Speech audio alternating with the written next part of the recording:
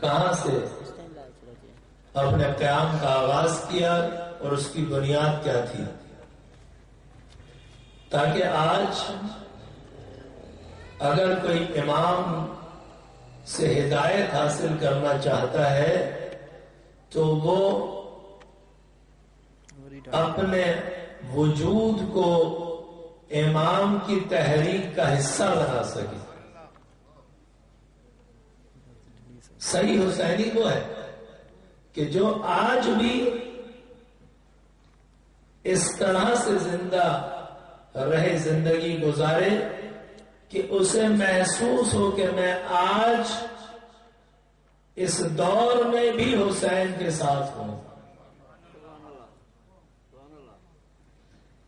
اگر یہ احساس بیدار ہو جائے کہ جو کہ بغیر معرفت کلمات حسین ممکن نہیں ہے،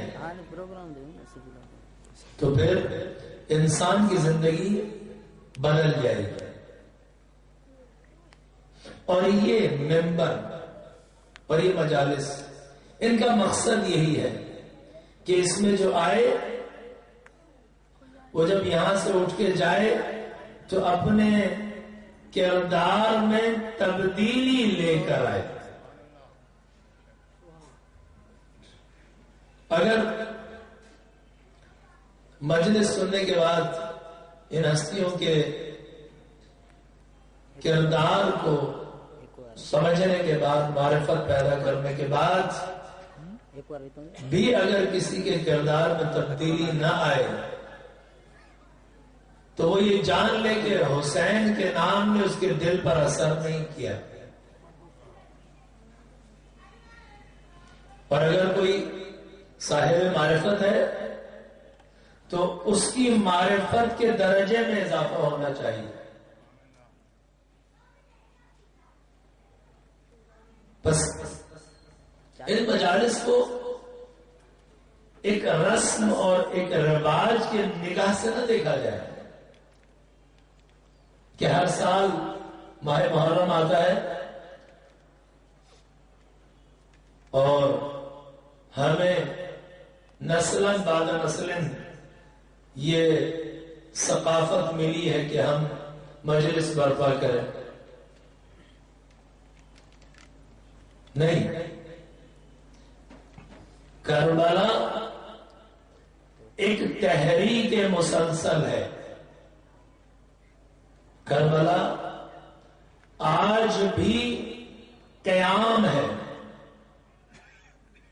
آج بھی ہر طرح کی ظلم و بربریت اور ناانصافی کے مقابلے کے لیے کھڑا ہونا ہے۔ اگر ہم ان ہستیوں کا نام لیتے ہیں اور کردار کے اعتبار سے ہم ویسے ہی ہیں جیسے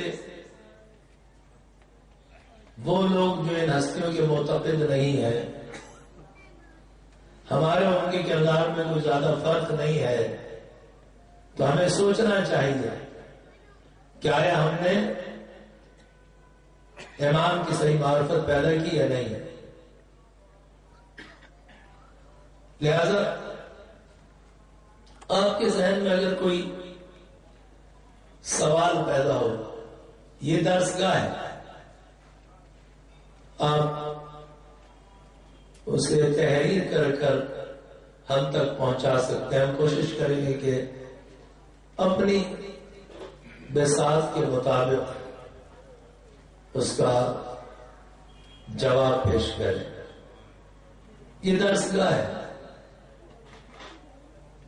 اس درسگاہ میں اسلام و قرآن اور اہل بیت سے مربوط کوئی بھی سوال کیا جا سکتا ہے،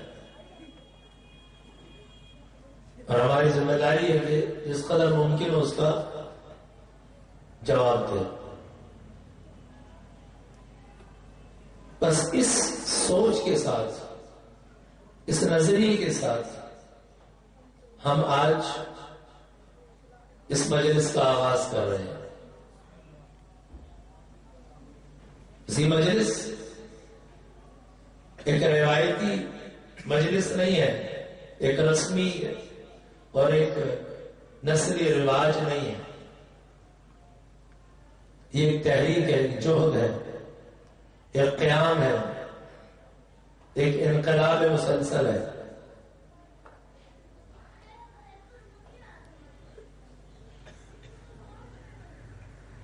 راوی یہ کہتا ہے کہ ماہ رجب کے وسط میں یا 20 تاریخ کے آگے اور پیچھے امیر شام کا انتقال ہوا اور قاصد شام سے مدینے آیا. امام نے 28 رجب کو سفر کا آغاز کیا مدینے سے.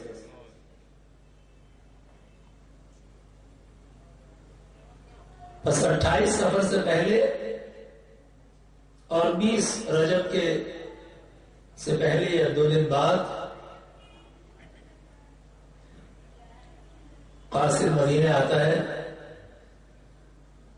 اور امیر شام کے انتقال کا اعلان ہوتا ہے. امام کو دربار میں طلب کیا جاتا ہے.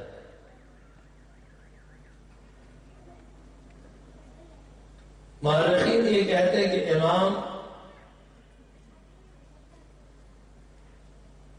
اس وقت مسجد نبوی میں تشریف فرما تھے. عشاء کا وقت گزر چکا تھا. آپ عبداللہ ابن زبیر کے ساتھ ماہوے گفتگو تھے کہ گورنر مدینہ کی طرف سے قاصد مسجد نبوی آتا ہے اور امام کو اور عبداللہ ابن زبیر کو دربار میں بلائے جانے کا پیغام دیتا ہے.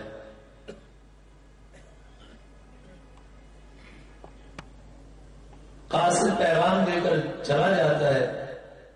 عبداللہ ابن زبیر امام سے سوال کرتے ہیں کہ آپ دربار تشریف لے جائیں گے؟ مسئلہ کیا پیش آیا ہے؟ اس وقت دربار تعطیل ہوتا ہے، رات کا وقت ہے، حکومتی امور ختم ہو گئے، اس وقت کیوں بلایا گیا؟ امام فرماتے ہیں کہ ارا ان طاغیتہم قد ہلک،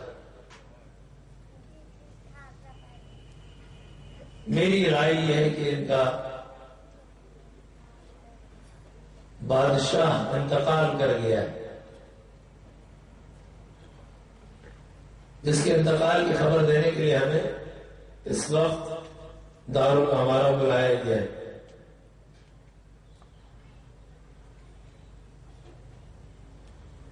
عبداللہ ابن زبیر سوال کرتے ہیں کہ آپ دربار جائیں گے؟ امام نے فرمایا کہ ہاں میں دربار جاؤں گا.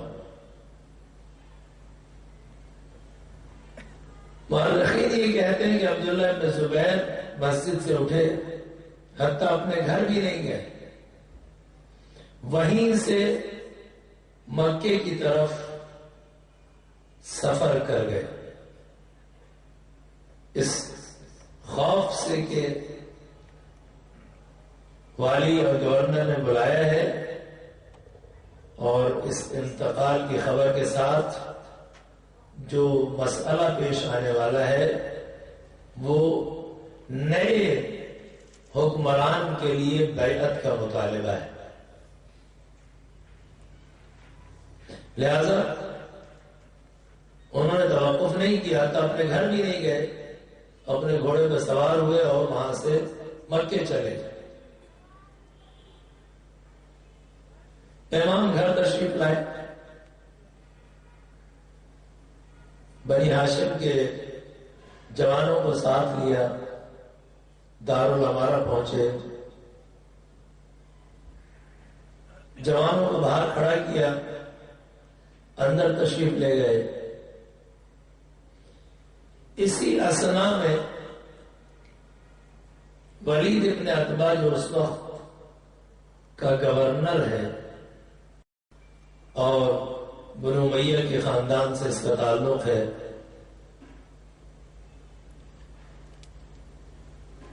اس نے اس وقفے میں اپنے سے پہلے والے گورنر مروان ابن حکم کو مشورے کے لیے طلب کیا۔ یعنی جب امام دربار میں پہنچے تو ولید ابن عتبہ اور مروان ابن حکم دونوں دربار میں موجود تھے۔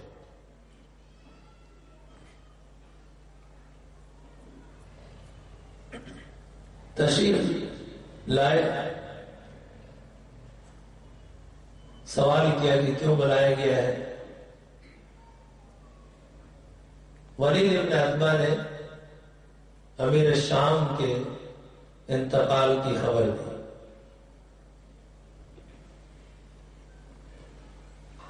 اور اس کے بعد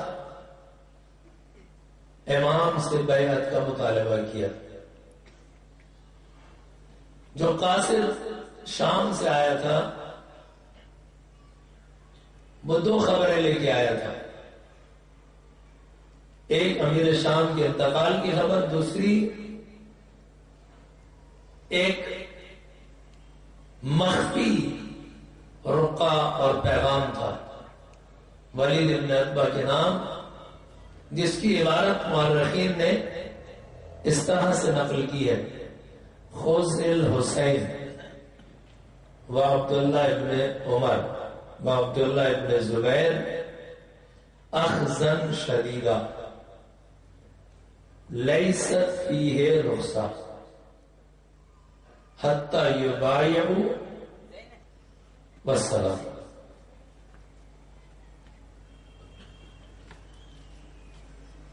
حسین ابن علی، عبداللہ ابن زبیر، عبداللہ ابن عمر سے بیعت طلب کرو، اور اس بیعت میں کسی لچک کی گنجائش نہیں ہے، لیست فیہ رخصہ حتی یبایعوا، یہاں تک کہ وہ بیعت کریں۔ یعنی اگر وہ بیعت نہ کریں تو پھر دوسرا عمل انجام دیا جائے، اور وہ یہ ہے کہ انہیں شہید کیا جائے۔ یہ پیغام ولید ابن عتبہ نے امام کو دیا۔ امام نے فرمایا کہ رات کے اس وقت اندھیرے میں جب کوئی عوام الناس دیکھنے والے نہیں ہیں، اس وقت بیعت کا کیا فائدہ ہے؟ صبح ہو لینے دو، اس وقت دیکھیں گے جب تم تمام اہل مدینہ سے مطالبہ کرو گے بیعت کا، ہم بھی اپنی رائے کا اظہار کریں گے اس وقت۔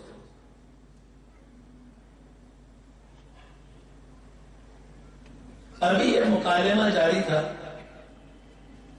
اور ولید نے امام کی اس دلیل کو قبول کر لیا، تو مروان نے اپنے رائے کا اظہار کیا اور کہا کہ اگر تم نے ابھی بیعت لے لی تو ٹھیک، وگرنہ اس سے بہتر موقع پھر دوبارہ تمہارے ہاتھ نہیں آئے گا۔ حسین اگر یہاں سے چلے گئے تو پھر نہ بیعت کریں گے بلکہ بہت زیادہ خون ریزی ہوگی، بس ابھی بیعت لو یا ابھی شہید کر دو.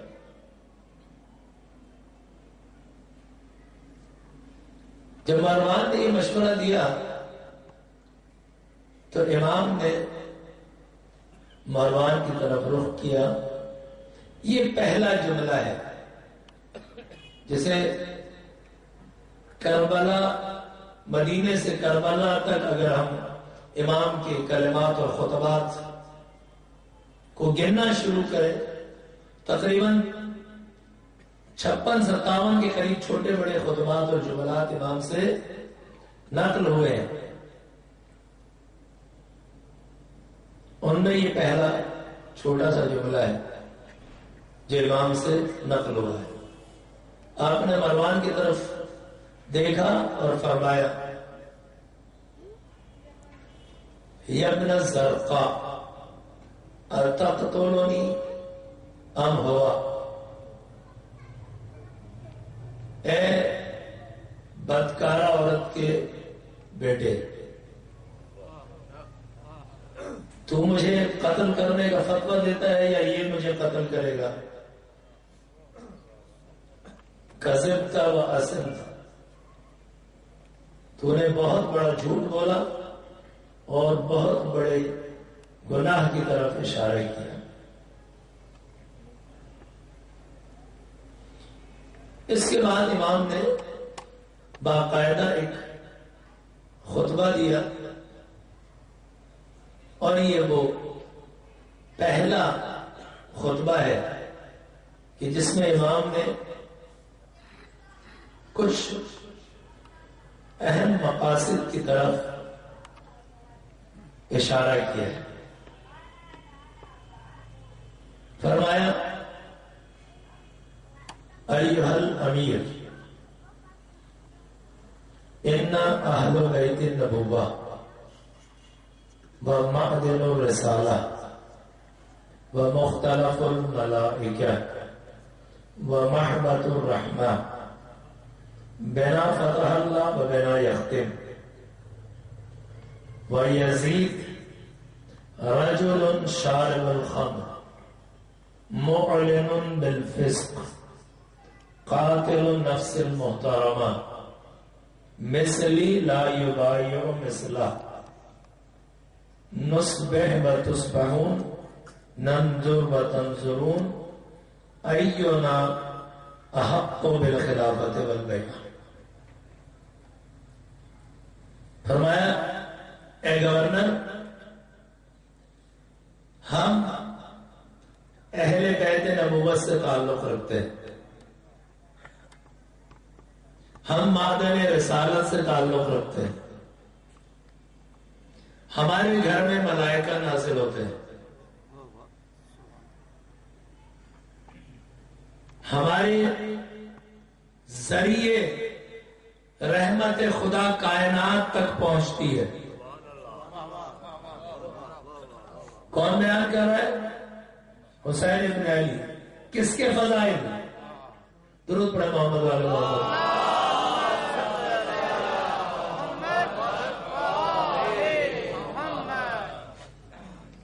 حسین کی زبانی فضائل اہل بیت. ان اہل بیت النبوہ، ہمارا تعلق نبوت کے گھرانے سے ہے. ہمارے گھر میں رسالت کا خزانہ ہے.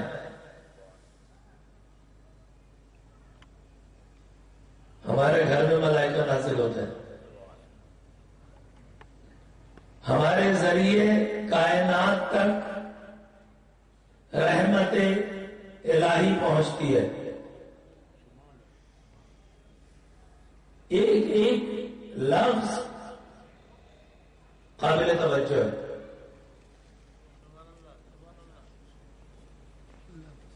اس کے بعد ایک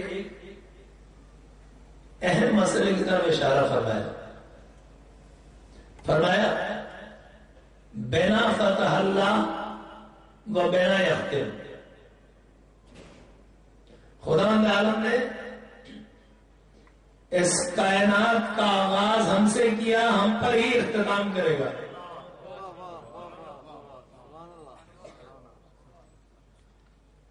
اسلام کا آغاز ہم سے کیا، اسلام ہمارے ذریعے ہی کائنات پر نافذ کیا جائے گا۔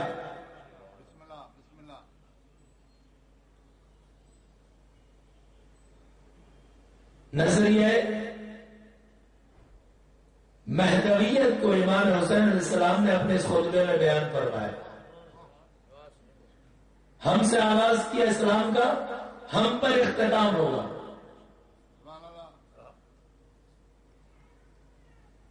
یعنی اگر یوں کہا جائے کہ حسین یہ کہنا چاہتے ہیں کہ میں اگر آج تحریک کا آغاز کر رہا ہوں تو کل میرا فرزند اسے اپنے کمال تک پہنچائے گا۔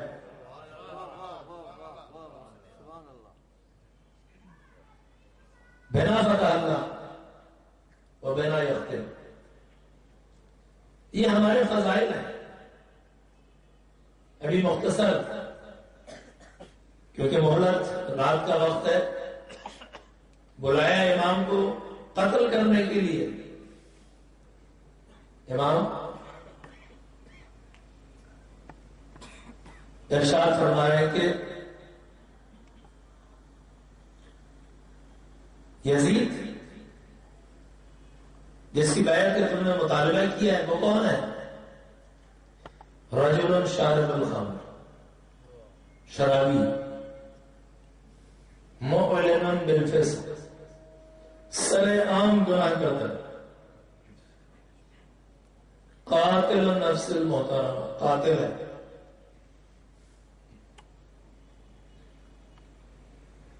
یعنی فقط یہی برائیاں اس میں تھی؟ نہیں، یہ بطور مثال امام نے بیان فرمایا۔ یہ چند مثال ہیں ایک ایسے شخص کے لیے ان فضائل کے مقابلے میں جو میں نے اہل بیت کے اور اپنے بیان کیے،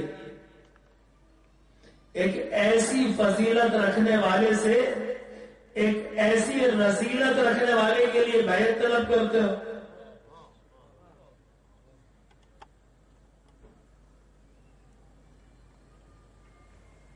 فرمایا کہ مثلی لا یبایع مثلا، مجھے جیسا اس جیسے کی بیعت نہیں کرے گا۔ یہ تمام پیغامات ہیں۔ امام نے یہ نہیں فرمایا کہ میں حسین ابن علی فلان ابن فلان کی بیعت نہیں کروں گا، یہ نہیں کہا۔ کیا فرمایا؟ مثلی، مجھے جیسا، یعنی قیامت تک جس میں میری صفات پائی جائے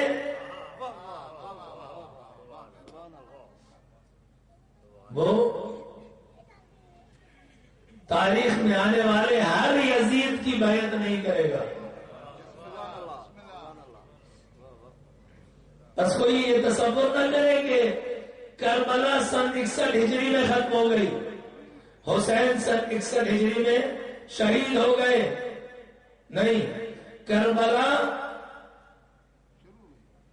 آغاز ہوئی ہے سن 61 ہجری میں، آج بھی جاری ہے۔ ابھی آپ نے سنا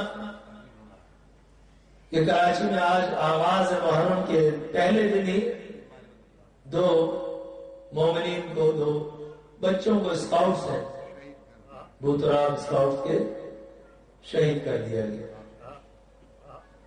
اگر کربلا تسلسل نہیں رکھتی تو پھر آج قتل و شہادت کیا ہے؟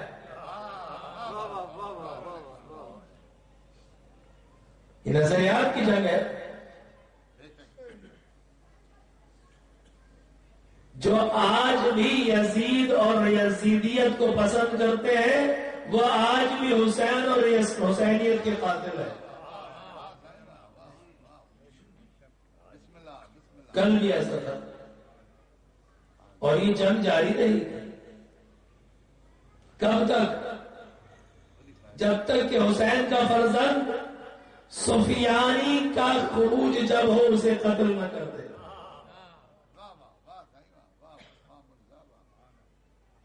لیکن سفیانی کو خروج کرنا ہے یا نہیں؟ بس یہ جنگ ہے جو جاری ہے. کل حسین کے جد نے جنگ کی اور جب فتح مکہ ہوئی تو پھر مجبور ہو کر مسلمان ہو گئے.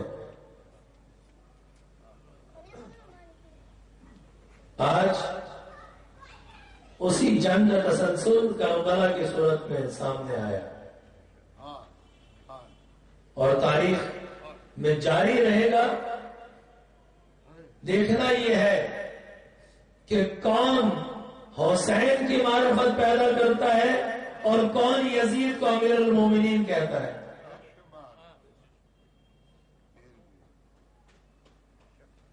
یہ جنگ جاری ہے. اس جنگ کے درمیان مجھے اور آپ کو اپنا درجہ اور مقام معین کرنا ہے کہ میں اور آپ کہاں کھڑے ہیں. آیا ہم بھی اس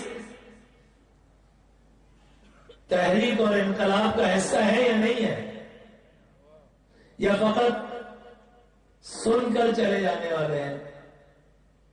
بہت سے لوگ ہیں جنہوں نے حسین ابن علی کے خطبات کو مکہ مدینہ کربلا اور مکہ سے لے کر کربلا کے درمیان جو خطبات آپ نے دیے انہیں سنا، لیکن حسین ابن علی کا ساتھ نہیں دیا، چلے گئے. بہت لوگ، بڑی کثیر تعداد ہے. لہذا آج پہلی محرم کے دن جو کہ گزر گیا، ہمیں سوچنا چاہیے، غور کرنا چاہیے کہ ہم کس مقام پہ کھڑے ہیں. اور اگر ہم اس تحریک کا حصہ نہیں ہیں تو پھر دیر نہ کریں. رائے حق کو اگر اختیار کرنا ہے تو تأمل اور سستی اور کاہلی سے کام نہ لیا جائے. صدائے حسین آج بھی آ رہی ہے. حل میں ناصر ینصرنا، آج بھی حسین کی صدا گونج رہی ہے. باطل قوتیں بھی اپنی صدا بلند کیے ہوئے ہیں. دنیا والے، دنیا پرست، دنیا کی لذتوں میں ڈوبے ہوئے انسان، وہ بھی انسانیت کو اپنی طرف بلا رہے ہیں کہ آؤ، اچھا کھانا، اچھی گاڑی، اچھا گھر، ہر شے بہترین ہم دیں گے، حق کے راستے کو چھوڑ دو، ہماری اطاعت کرو. آج یہ نعرہ بھی چاروں طرف ہے. کس نے حسین ابن علی کا ساتھ دیا؟ تاریخ میں آپ مطالعہ کریں. وہ افراد جن کا کردار اس قابل تھا کہ وہ حق کا ساتھ دے سکے. بہت سے لوگ یہ کہتے ہیں کہ جناب کو بعض ایسی مثالیں بھی ہیں کہ جو ایک رات میں مثلا منقلب ہو گئے اور حق کی طرف آ گئے. ان میں سے ایک مثال جو دی جاتی ہے وہ جناب حر بن یزید کی مثال ہے کہ وہ ایک رات میں منقلب ہو گئے. تو بعض لوگ یہ سمجھتے ہیں کہ وہ بھی ساری زندگی فرض کریں برائی کرنے کے بعد ایک رات میں ہی بدل جائیں گے. نہیں، ایسا نہیں ہے. پہلی بات تو یہ ہے کہ اس ایک شخص کی مثال تمام انسانوں پہ جاری کیسے ہوگی. دوسری بات یہ ہے کہ یہ مثال بھی صحیح نہیں ہے، اس لیے کہ حر ابن یزید میں بھی صلاحیت تھی حق کو قبول کرنے کی، اور اس کا اظہار خود حر نے کیا. جب حر نے امام کے لشکر کو روکا تو حسین ابن علی نے کہا سکلت کا امک، حر تمہاری ماں تم پر گریا کرے، تم پر روئے، تم نے میرے گھوڑے کی لگام کیسے پکڑی. تو حر نے جواب دیا کہ اس طرح کا جملہ میں آپ کے لیے ادا نہیں کر سکتا، اس لیے کہ آپ کی والدہ فاطمہ ہے، اس کی شان میں کوئی گستاخی نہیں کر سکتا. بس حر میں صلاحیت ہے جس کا اظہار حر نے کربلا آنے سے پہلے کیا. کبھی کربلا نہیں پہنچا کارواں، کربلا کے راستے میں آ کر روکا ہے، قصر بنی مقاتل پر امام کو روکا ہے. اس میں صلاحیت تھی. اور کی زندگی میں کوئی یہ ثابت کرے کہ وہ نماز نہیں پڑھتا تھا، روزہ نہیں رکھتا تھا، گناہ کرتا تھا، نہیں، وہ نماز پڑھتا تھا. حتیٰ عجیب تاریخ نے نقل کیا ہے کہ جب اس نے امام کو آ کے روکا اور امام نے اس کے لشکر کا استقبال کیا، اس کے سپاہیوں کو پانی پلایا، حتیٰ اس کے گھوڑوں کو پانی پلایا، حتیٰ گھوڑوں کے سموں پر بقیہ پانی ڈال دیا تاکہ یہ گھوڑے جو سفر کر کے آئے ہیں اور گرمیوں کا زمانہ ہے، گرم ہو گئے، ٹھنڈے ہو جائے.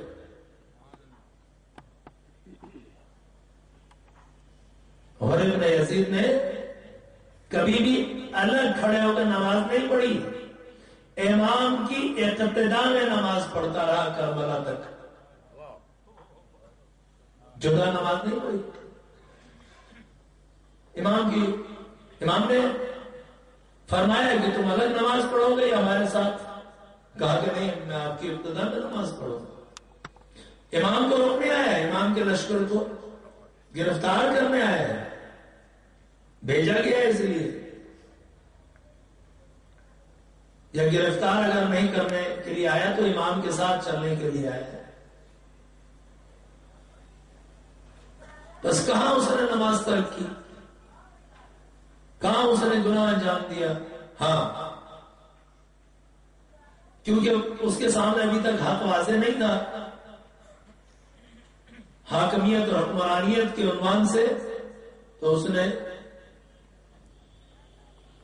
عبید اللہ کے حکم پر امام کو روکا.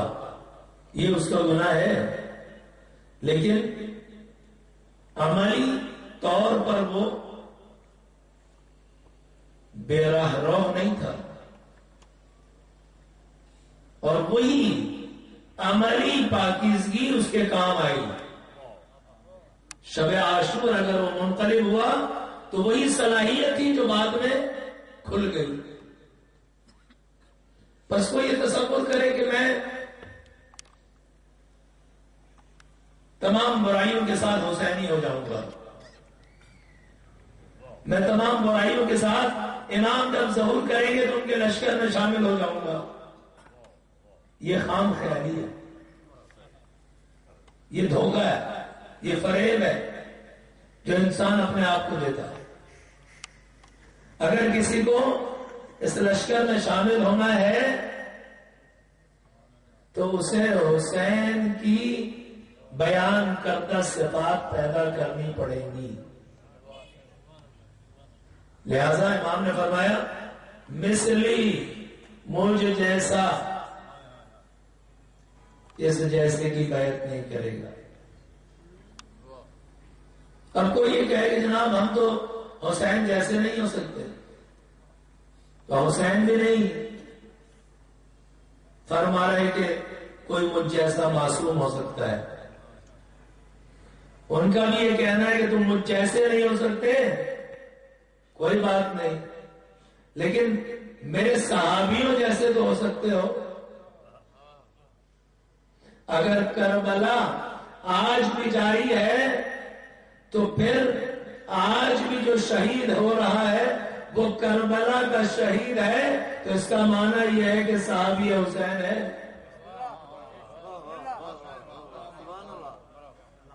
آج بھی حسین کے میدان میں کھڑا ہے، بس یہ دعوت آج بھی ہے۔ سن 61 ہجری تک محدود نہ کیا جائے، ایک طویل عرصے تک ہمیں یہ بتایا گیا کہ کربلا مثلا کوئی رسم و رواج ہے، نہیں، کربلا حق کی آواز ہے، ظلم کے خلاف پیکار ہے، آج بھی ہے۔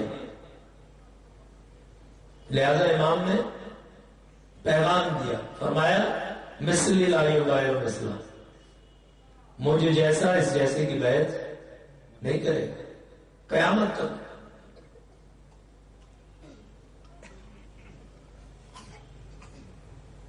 اس کے بعد آخری جملہ اس خطبے کا فرمایا نسبے و تصبحون ننظر و تنظرون، اے گورنر صبح ہو لینے دو، اس وقت رات کے وقت کوئی فائدہ نہیں بیعت کا، صبح ہونے دو، صبح دیکھیں گے کہ ہم میں سے کون بیعت کا حقدار ہے۔ جس کے لیے تم مجھ سے بیعت طلب کر رہے ہو، اس کی بیعت مجھے کرنا چاہیے یا اسے میری بیعت کرنا چاہیے؟ صبح دیکھیں گے۔ بس امام نے ولایت اور حاکمیت اور امامت کا مسئلہ اسی خطبے میں آخر میں بیان فرمایا۔ یہ وہ خطبہ ہے جو امام نے اپنی تحریک کے آغاز میں پہلا کلمہ ادا کیا ولید ابن عتبہ کی محفل میں۔ ابھی بہت گفتگو ہے جو اس سے متعلق ہمیں کرنا ہے، آہستہ آہستہ انشاءاللہ اس کے مختلف جملات پر ہم مزید روشنی ڈالیں گے۔ ہم نے عرض کیا کہ امام نے فرمایا ہم سے آغاز کیا، ہم پر اختتام کرے گا، ہمارے ذریعے کائنات تک رحمت خدا پہنچتی ہے۔ بس اس ایک جملے کی تھوڑی سی وضاحت اور یہیں سے آپ کے سامنے آج کچھ مسائل اور آپ کی زحمت تمام درود پڑھے محمد وآل محمد پر۔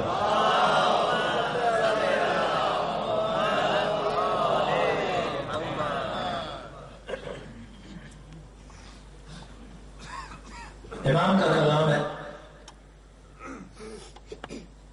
اگر امام یہ فرماتے ہیں کہ ہمارے ذریعے اہل بیت کے ذریعے رحمت خدا کائنات تک پہنچتی ہے، تو اس کا معنی یہ ہے کہ آدم سے لے کر قیامت تک تمام انسان، ہر مخلوق، پہاڑ و درخت و تمام حیوانات، ہوا کے پرندے، سمندر کی مچھلیاں، سمندر، ہر شے، ہر موجود جو کائنات میں ہے وہ خدا کی رحمت سے پیدا ہوا ہے، اور رحمت الہی اگر اہل بیت کے ذریعے ان تک پہنچتی ہے تو اس کا معنی یہ ہے کہ اہل بیت آدم کی پیدائش میں وسیلہ ہے۔ اہل بیت پہاڑوں کی پیدائش میں وسیلہ ہے، اہل بیت ملائکہ کے وجود کے لیے وسیلہ ہے، اہل بیت جبرائیل کے وجود کے لیے وسیلہ ہے۔ رحمت الہی کا مظہر ہے، جبرائیل اگر رحمت الہی کا مظہر ہے تو رحمت تو اہل بیت کے ذریعے پہنچتی ہے۔ بس یہ وہ ہستیاں ہیں، اور اگر یہ مقام سمجھ میں آ جائے تو پھر اگر محرم کے آنے سے زمین اور زمان اور زمانہ غمگین ہو جائے تو تعجب نہ کرنا۔ کیوں؟ اس لیے کہ یہ زمین اور زمان اور مکان اس کا وجود حسین کے ذریعے ہے۔ اگر یہ غمگین ہو جائے، جیسے ہی چاند محرم نظر آتا ہے چاروں طرف حسن پھیل جاتا ہے۔ جس کی فطرت پاک ہے، جو پاکیزہ فطرت رکھتا ہے، حسین سے حقیقی محبت کرتا ہے، ادھر محرم کا چاند نظر آیا، ادھر اس کا دل منقلب ہو، اس کے دل میں حسن و غم آ گیا۔ زمین اور زمان ہر شے غم کا مظہر بن جاتی ہے۔ زمین اور آسمان، پرندے اور حیوانات سب حسین کا غم مناتے ہیں۔ عباس امی نے یہ روایت نقل کی ہے نفس المحبوب میں کہ جب امام کی شہادت ہوئی تو فضا میں موجود پرندوں نے گریہ کیا،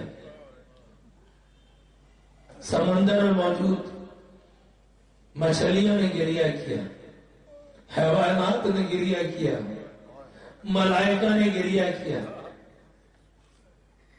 کوئی شے ایسی نہیں تھی جس نے گریہ نہ کیا۔ کیوں؟ اس لیے کہ ان کا وجود رحمت الہی کا مظہر ہے، اور رحمت الہی حسین کے ذریعے اس وقت ان تک پہنچتی تھی۔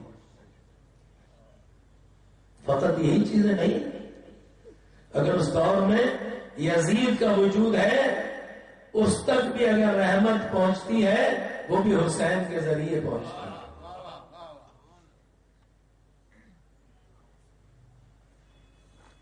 یہ مقام ہے، رحمانیت ہے، خدا کی رحمانیت کو پہنچنا ہے حسین کے ذریعے۔ لہذا عباس قومی کہتے ہیں کہ امام کی شہادت کے بعد آسمان سے خون کی بارش ہوئی، جس پتھر کو ہٹایا جاتا تھا اس کے نیچے تازہ دم خون نظر آتا، بس زمین نے گریہ کی، آسمان نے گریہ کیا۔ یہ حسین ابن علی وہ ہستی ہے کہ جس پر تمام انبیاء نے گریہ کیا، تمام انبیاء نے گریہ کیا۔ راوی یہ کہتا ہے کہ حضرت آدم نے پیدائش کے بعد، خلقت کے بعد اپنے سر کو بلند کیا تو عرش الہی پر کچھ ناموں کو تحریر پایا، پڑھنا شروع کیا۔ محمد محمد، علی، فاطمہ، حسن. روایت کہتی ہے کہ جب حسین کے نام کو پڑھا آدم کا دل ٹوٹ گیا. کہا خدا اللہ یہ حسین کون ہے کہ جس کا نام پڑھنے سے میرا دل ٹوٹ گیا. تو خدا اللہ عالم نے کربلا کا واقعہ نقل کیا، آدم نے گریہ کیا. بس آدم نے حسین پر گریہ کیا. ایک اور روایت میں ہے کہ آدم ایک سفر میں کربلا کی زمین سے گزرے، ایک پتھر پاؤں میں لگا، خون نکل آیا. کہا کہ خداوند یہ کون سی سرزمین ہے؟ کہا کہ یہ کربلا ہے. اسی طرح تمام انبیاء نے حسین پر گریہ کیا. بس حسین وہ مظلوم ہے. آج پہلی محرم کا دن گزر گیا اور پاکیزہ دن بہت تیزی سے گزرتے ہیں. ماہ مبارک رمضان کیسے گزرتا ہے؟ یہ محرم کے دن بھی ایسے ہی گزرتے ہیں. پہلی محرم ختم ہو گئی، جس کا ہم انتظار کر رہے تھے وہ گزر گیا دن. امام نے مدینے سے سفر کا آغاز کیا. کس شان سے سفر کا آغاز کیا تھا؟ عبداللہ ابن سلام ایک راوی ہے جسے کوفے والوں نے بھیجا تھا خط دے کر کے جاؤ امام کے پاس، ہمارا خط لے کر کے کوفے تشریف لائے. امام نے فرمایا کہ صبر کرو تمہیں اس کا جواب مل جائے گا. شام کا وقت تھا، محلہ بنی ہاشم میں آیا، دیکھا کہ رش لگا ہوا ہے. معلوم کیا، پتہ چلا کہ حسین ابن علی نے سفر کا ارادہ کیا ہے. 28 سفر کا دن، شام کا وقت. اس نے کہا کہ میں بھی دیکھوں کہ یثرب کا کیسے سفر کرتا ہے. آگے بڑھا، دیکھا کہ امام ایک کرسی پر تشریف رکھتے ہیں. کچھ اماریاں لائی گئی ہیں. اس کے بعد اس نے یہ دیکھا کہ کچھ بیویاں ہیں کہ جو بنی ہاشم کے محلے سے نکلی. ایک جوان آگے بڑھا، اس نے اپنے زانوں کو ٹیکا، بیوی نے زانوں پہ قدم رکھا، اماری میں تشریف لے گئی. سر سے پیر تک پردے میں ملبوس یہ خاتون اماری میں چلی گئی. ایک بچی کو لایا گیا، اس بیوی کے ساتھ بٹھا دیا گیا. عبداللہ ابن سلام کہتا ہے کہ میں آگے بڑھا، میں نے سوال کیا کہ یہ بیوی جو اماری میں گئی یہ کون ہے، اور جس نے اپنے گھٹنے ٹیک کر اسے سوار کیا یہ کون؟ کہا کہ تم ہمیں غریب لگتے ہو، تمہیں معلوم نہیں، تم جانتے نہیں. سنو، یہ جس نے اپنے زانوں کو ٹیکا یہ عباس ہے، اور جو بیوی سوار ہوئی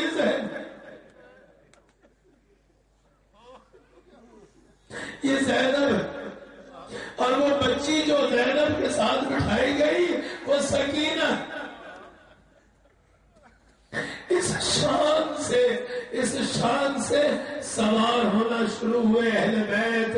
منظر بدلا، ایک اور ہماری آئی، ایک اور جوان آیا. عبداللہ ابن سلام کہتا ہے میں پھر آگے بڑھا، کہا اچھا سنو، یہ جوان جس نے گھٹنے ٹیکے یہ علی اکبر ہے، اور جو بیوی سوار ہوئی وہ ام کلثوم ہے. اور منظر بدلا. کہا کہ یہ بچہ جس نے اس خاتون کو سوار کیا یہ قاسم ہے، اور وہ بیوی جو سوار ہوئی